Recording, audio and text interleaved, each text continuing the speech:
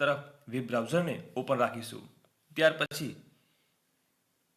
H1 ટેગને copy કરીને paste કરીશું અને H1 ટેગના અન્ય એટ્રીબ્યુટનો ઉપયોગ કરીશું, જેમ કે સ્ટાઇલ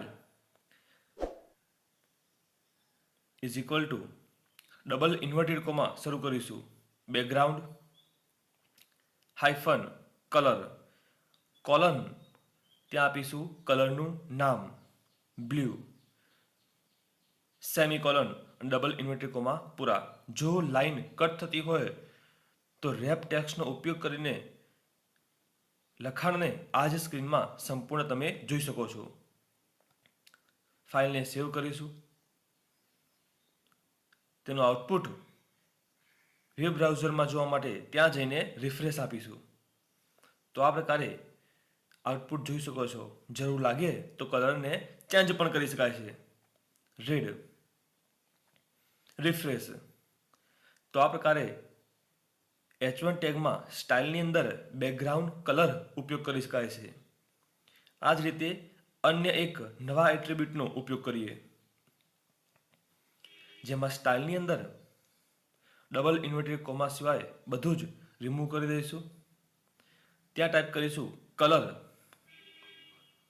કોલન કલરનું નામ ગ્રીન, સેમીકોલન, જેથી ટેક્સ્ટને કલર આપશે. તો આ પ્રકારે ગ્રીન કલર તમે જોઈ શકો છો. ગ્રીનના બદલે અન્ય પણ કોઈ કલરનો ઉપયોગ કરી શકાય છે. તો આ પ્રકારે ટેક્સ્ટને કલર આપવા માટે કલર કોલન બ્લુ ઉપયોગ કરીશું. તે જ રીતે આગળ નવો એક એટ્રીબ્યુટ સ્ટાઇલની અંદર લઈશું ફોન્ટ હાઇફન ફેમિલી કોલન અને ફોન્ટનું નામ આપીશું વરદાના સેમીકોલન.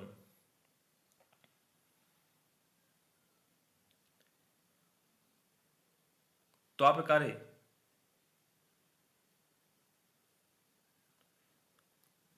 ફોન્ટ ફેમિલીનું અન્ય કોઈ નામ આપીને પણ તે ફોન્ટ સ્ટાઇલમાં ફેરફાર કરી શકાય છે.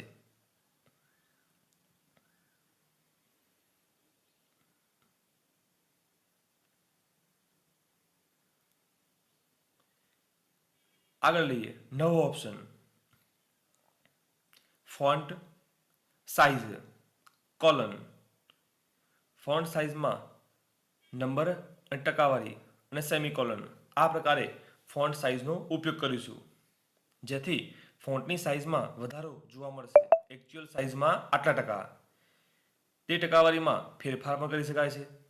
તો આ પ્રકારે ફોન્ટ સાઇઝ દ્વારા જરૂરિયાત મુજબ હેડિંગને મોટું પણ કરી શકાય છે.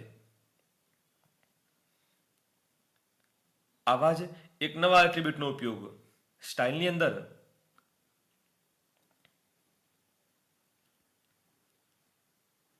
ટેક્સ્ટ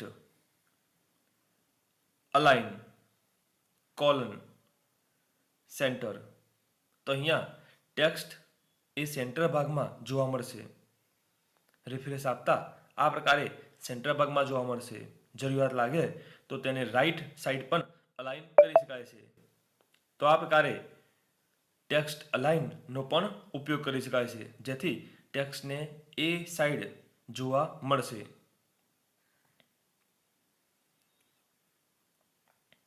આ પ્રકારે સૌથી પહેલા H1 ટેગ, ત્યાર પછી સ્ટાઇલમાં બેકગ્રાઉન્ડ કલર,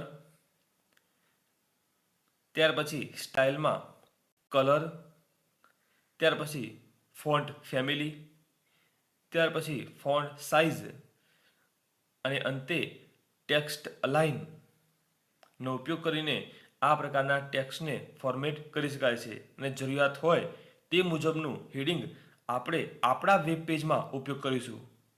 હવે નીચેની સાઈડ H1 ટેગ ટાઈપ કરીશું,